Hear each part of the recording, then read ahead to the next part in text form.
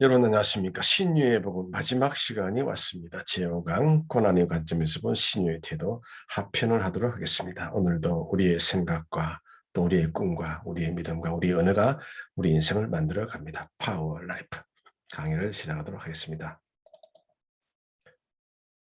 네, 우리는 지금까지 제1강에서는 신유 복음에 대한 객관, 또 지혜와 인간의 관계적 이해, 또 좋으신 하나님의 신유의 능력, 또 신유 기적의 세 가지 원리와 실제, 오늘 마지막 고난의 관점에서 본 신유의 태도 하편을 하도록 하겠습니다.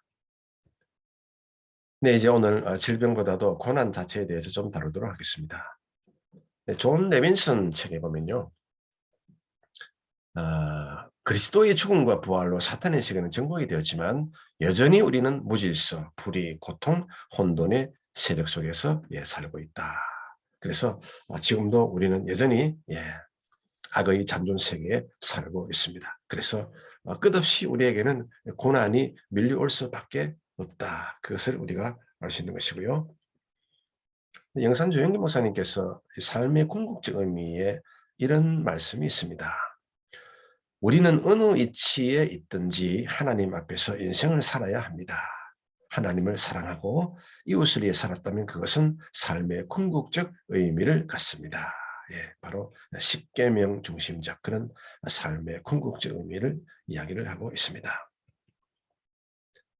그리고 삶의 고난에는 두 가지가 있습니다. 소극적인 고난이 있고 적극적인 고난이 있습니다. 이 소극적인 고난은 내가 초청하지 않아도 그냥 나에게 다가오는 그런 고난이 됩니다. 그러나 적극적인 고난은 내가 하지 않아도 됩니다. 이런 봉사를 한다든지 뭐 헌신을 한다든지 이런 것은 다 우리 자발적으로 동기부여를 가지고 하는 그런 고난입니다. 당연히 소극적인 고난보다는 적극적인 고난이 더 의미와 가치가 있는 것이죠. 자, 그래서 고난의 목적이 무엇이냐? 먼저 인간은 타락한 세상에서 살고 있다. 여러분들은 질그릇입니다. 철그릇이 아닙니다. 굉장히 연약한 존재입니다. 우리가 사방으로 우겨쌈을 또 답답한 일을 또 박해를 거꾸로 때림을 당하여도 항상 예수의 죽음을 몸에 짊어지면 예수의 생명이 또한 우리 몸에 나타나게 하려 함이라. 우리는 이 질그릇이기 때문에 그냥 자칫 잘못하면 깨지기 쉽습니다. 그만큼 연약하다는 것입니다. 그래서 쉽게 우리는 유혹받을 수 있고 쉽게 넘어질 수 있고 쉽게 고통을 당할 수가 있는 것입니다. 그래서 이 호라티우스 보나르 책에 보면요. 고난을 주시는 하나님, 이 책에 보면 전반적으로 무슨 이야기를 하고 있느냐 하면 왜 하나님이 이제 고난을 주시느냐 그 목적론을 보면요. 자신에 대한 그 내적 성찰의 기회가 된다. 그리고 하나님도 사랑하는 자를 또 책망하신다. 뭐 그런 관점에서 또 우리가 볼 수가 있고요. 그 다음 이 고난을 통해서 우리는 더욱더 거룩한 삶을 살게 된다. 자꾸 고난이 왔기 때문에 내가 무언가 잘못한 게 있나 뒤돌아보기도 하고 회상을 하지도 않습니까? 그 다음 또 삶에 대해서 깊이 생각합니다. 각성할 기회를 가지게 되는 것이죠. 그리고 내게 줄로 지어준 구역은 아름다운 곳이 있으며 야 내가 이렇게 사는 것이 내 본래 모습이 아니거늘 자꾸 이제 인생에 좀 더 나은 더 아름다운 삶의 영역을 바라보게 되는 것입니다. 그런 차원에서 고난은 우리에게 또한 유익하다. 그렇게 이제 이야기할 수가 있고요. 두 번째는 하나님께서는 고난을 선을 이루는 수단으로 사용하신다. 역설적인 진리죠. 고난 좋아하는 사람 아무도 없습니다. 뭐 저도 마찬가지고 여러분도 마찬가지겠죠. 이 말씀을 읽어보겠습니다. 내 형제들아 너희가 여러 가지 시험을 당하거든 온전히 기쁘게 여기라. 이는 너희 믿음의 시련이 인내를 만들어내는 줄 너희가 알미라. 인내를 온전히 이루라. 이는 너희로 온전하고 구비하여 조금 더 부족함이 없게 하려 함이라. 그래서 이 말씀을 찬찬히 들여다보면요.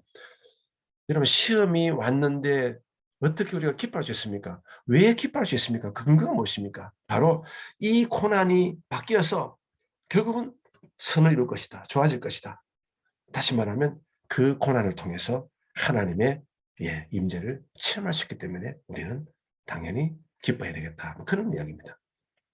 자, 여하간 우리는 이 고난이 오면 자기 의지를 또 포기하게 되고 말이죠. 그 다음에 또 우상과 또 작별을 하게 되고 이제 나는 진짜 은혜가 필요한 사람이야. 이 고난이 오면 그런 생각을 하게 됩니다. 그래서 이 고난은 또 선을 이루는 한 수단의 은혜의 방편이 아니겠는가 뭐 그런 차원입니다. 그 다음 이제 고난은 우리를 하나님의 도구로 준비시킨다. 말씀을 한번 읽어보겠습니다.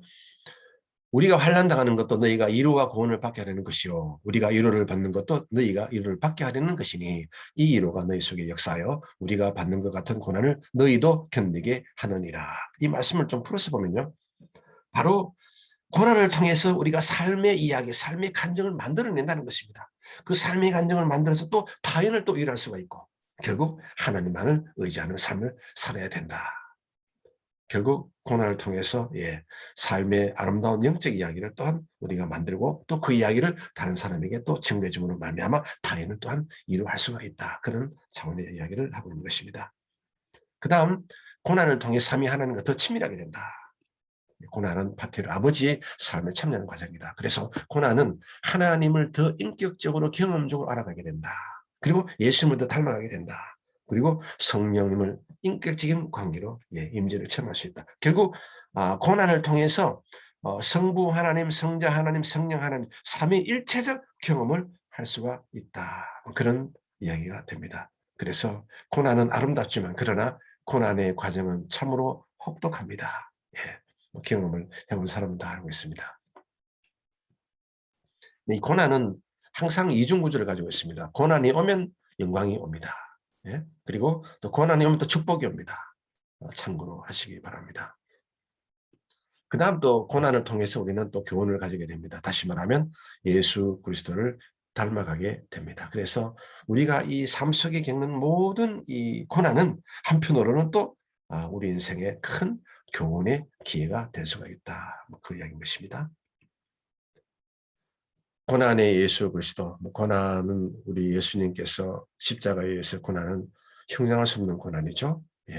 예수님의 고난, 또 고난 받으신 예수님, 또 고난의 종 예수 그리스도, 예수님 당하신 3대 고난, 예수님의 고난, 또 고난 당하신 나의 예수님, 이 말씀을 나중에 한번 찾아보시고 또 은혜를 받으시기 바랍니다. 여기 밑에 고난은 신비에 대한 알을 준다. 즉 살아서 일하고 계시는 하나님의 신비에 대한 일이다. 십자가를 아는 지식에 나오는 이야기입니다. 제임스 패커 이야기입니다. 맞습니다. 이 고난은 신비인 것입니다. 그래서 여러분 고난이 오면 야 신비가 왔구나. 이 신비를 어떻게 풀 것이냐. 삼위일체적으로 풀어나가시기를 바랍니다. 그러면 좋은 날이 반드시 오게 될 것입니다. 네, 지금까지 고난에 대해서 좀 말씀을 드렸습니다. 지금까지는 아주 사탄 영역 또 삼위 하나님의 영역을 아주 포괄적으로 다루면서 신유에 대한 지조명을 다루었습니다. 자, 그러면 고난과 인내를 통해 인간은 무엇을 얻나? 이 그리스도인의 삶의 본질, 그러니까 인내를 통해서 우리는 하나님의 성품을 닮아가게 되고 또 영적 성숙의 길, 또 장성한 성장에 이르게 되고 또 그리스도를 닮게 되고 또 겸손을 배우고 또 하나님께 영광을 돌리게 됩니다. 참고로 하시고요. 마지막으로 인생에 나타나는 고난은 신비이다. 그래서 올 때도 말이 없고 떠날 때도 말없이 떠난다. 고난은 삶의 의미를 고창으로 데리고 간다. 고난의 소리는 영광의 짐을 함께 싣고 온다. 절대로 고난의 소리는 고난을 싣고 오지 않습니다. 그 안에 커플을 벗겨보면 영광의 짐이 꽉 쌓여져 있는 것입니다. 고난은 전인적 영적 성장의 모티브다. 고난은 인간의 가정교사 같다. 고난은 하나님의 도구로 가는 여정이다. 이렇게 우리가 요약 정리를 할 수 있을 것 같습니다. 네, 제4강좌에서는 축복의 복음에 대해서 말씀을 드리도록 하겠습니다. 여러분 대단히 감사합니다.